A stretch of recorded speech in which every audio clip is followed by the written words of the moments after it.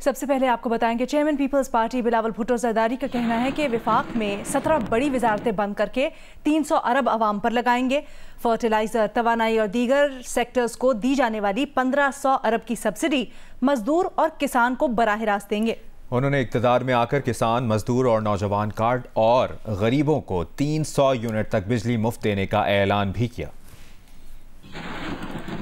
100 ارب نے 300 ارب روپیہ سالانہ ان 17 منسٹریز میں خرچ کیے جاتے ہیں۔ ہم یہ 17 منسٹریز بند کر کے وہی 300 ارب آپ پہ انشاءاللہ تعالی خرچ کریں گے۔ انرجی سیکٹر میں، فرٹیلائزر سیکٹر میں گنوا سکتا ہوں، بہت سارے سیکٹرز میں بہت بڑا سبسڈی حکومت کی طرف سے جاتا ہے، تقریباً 1500 ارب روپیہ ان کے پاس جانے کے بجائے ہم ڈائریکٹلی اپنا کسان کارڈ کے تھرو، اپنے مزدور کارڈ کے تھرو وہی پیسہ استعمال کر کے سہولت اپنے عوام کو پہنچا سکتے ہیں۔ ایک اور اہم اپڈیٹ یہ ہے کہ پی ٹی آئی نے الیکشن کمیشن کے فیصلے کے خلاف پشاور ہائی کورٹ سے رجوع کرنے کا فیصلہ کیا ہے۔ پی ٹی آئی کے مرکزی ترجمان کا کہنا ہے کہ الیکشن کمیشن کی جانب سے انتخابی نشان واپس لینے کے خلاف کل پشاور ہائی کورٹ جائیں گے۔ معظم بٹ نے جیو نیوز سے گفتگو کرتے ہوئے کہا کہ کیس سے متعلق پٹیشن تیار کر لی ہے، کوشش ہوگی کہ پٹیشن کل ہی سماعت کے لیے مقرر ہو۔ پٹیشن میں الیکشن کمیشن کا فیصلہ کالعدم قرار کرنے کی استدعا کی گئی ہے۔ سندھ سے رکن الیکشن کمیشن نثار درانی پر جی ڈی اے نے تحفظات کا اظہار کر دیا ہے۔ ترجمان گرینڈ ڈیموکریٹک الائنس سارا بانو کا کہنا ہے کہ نثار درانی لا ایسوسی ایٹ کی رکن سائمہ آغا کو پیپلز پارٹی نے امیدوار نامزد کیا ہے۔ سائمہ آغا کو سندھ سے خواتین کی مخصوص نشستوں پر نامزد کیا گیا ہے۔ سائرہ بانو نے مزید کہا کہ نثار درانی کا جھکاؤ ایک مخصوص سیاسی جماعت کی طرف ہے۔ یہ بھی کہا کہ امید ہے چیف الیکشن کمشنر اس معاملے کی تحقیقات کروائیں گے۔ الیکشن کمیشن سندھ کے نثار درانی صاحب ہیں، ان کی لا ایسوسیٹ کی ایک ممبر سائمہ آغا، ان کا نام پیپلز پارٹی کی جو صوبائی اسمبلی کی reserve seat M P S میں ان کا نام آیا ہے، اور جو یہاں پر سندھ میں سنا جا رہا ہے، جو لوگ کہہ رہے ہیں کہ ان کی ایسوسیٹ کے ممبر بھی ہیں اور رائٹ ہینڈ بھی ہیں، تو میرا آپ سے سوال یہ ہے تو کیا اس صورت میں ان کو نوازا گیا ہے؟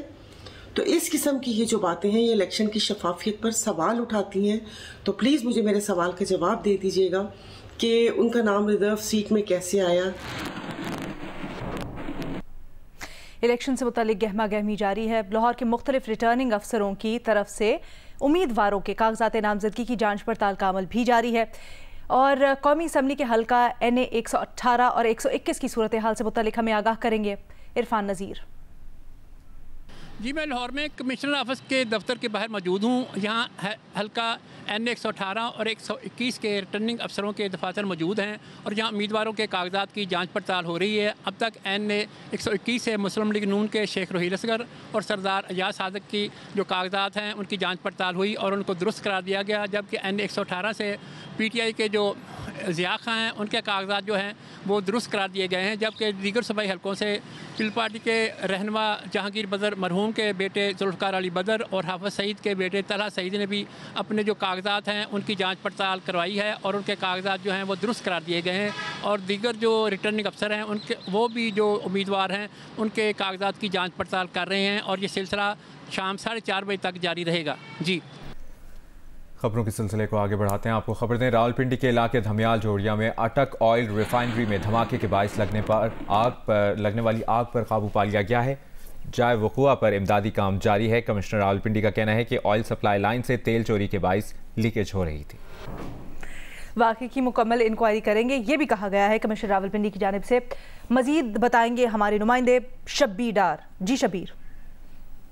جی بالکل، قریباً 5 گھنٹے کے بعد آگ پر قابو پا لیا گیا ہے۔ Commissioner Rawalpindi, deputy commissioner Rawalpindi, RPO Rawalpindi نے یہاں کا دورہ کیا۔ آپ کو ہم دکھائیں گے، یہ وہ گھر ہے جو آگ سے متاثر ہوا ہے، اور کمشنر راولپنڈی کا کہنا ہے کہ جو اس گھر کے قریب سے آئل ریفائنری کی جو پائپ لائن گزر رہی ہے اس میں سوراخ کیا گیا تھا، اور وہاں سے تیل چوری کیا جا رہا تھا، اس کی وجہ سے جو لیکیج ہو رہی تھی اس میں پہلے آگ لگی اور اس کے بعد دھماکہ ہو گیا۔ جو تیل چوری ہو رہا تھا اس کو بند کرنے کی کوشش کی جا رہی ہے اور تاکہ جو ہے مزید کسی حادثے سے بچا جا سکے۔ سابق صدر آصف علی زرداری نے کہا ہے کہ پی ٹی آئی کو محنت کرنی چاہیے، پہلے وہ بغیر محنت کے آ گئے تھے لیکن اب محنت کریں۔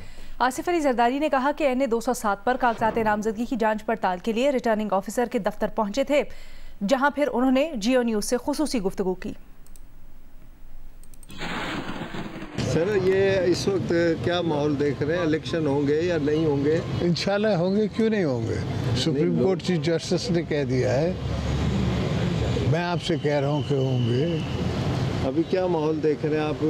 جو سیاسی پارٹیاں PDM ابھی حکومت میں تھی، اس کے بعد اب آپس میں جو ہے آپ لوگ الگ ہوئے، تو پیپلز پارٹی کا مستقبل کیا دیکھ رہے ہیں آپ؟ پیپلز پارٹی کا مستقبل بہت برائٹ ہے، انشاءاللہ ہم حکومت بنائیں گے۔ PTI جو صاحب مستقبل ہے سر، PTI کا کیا مستقبل ہے یہ بتا دیں۔ PTI کو محنت کرنی چاہیے، پہلے بغیر محنت آئے تھے، اب محنت کریں۔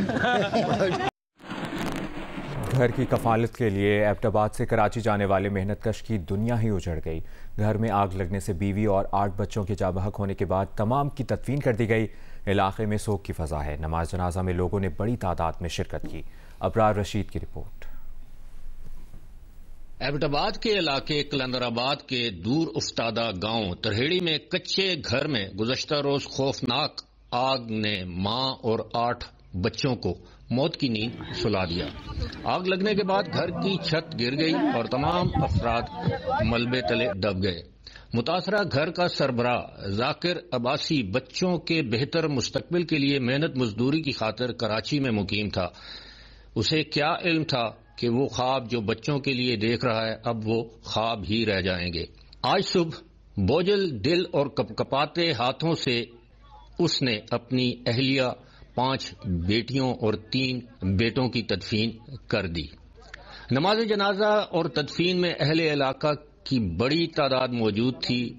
نوجوان بیٹیوں سائرہ اور طاہرہ سمیت 16 سالہ ہاشم اور کمسن سفیان اپنے باپ کو ہمیشہ کے لیے جدائی کا غم دے گئے۔ آج کلندر آباد کے نوائی گاؤں ترہیڑی میں سوگ کی فضا ہے اور ہر گھر ذاکر عباسی کے غم میں شریک ہے۔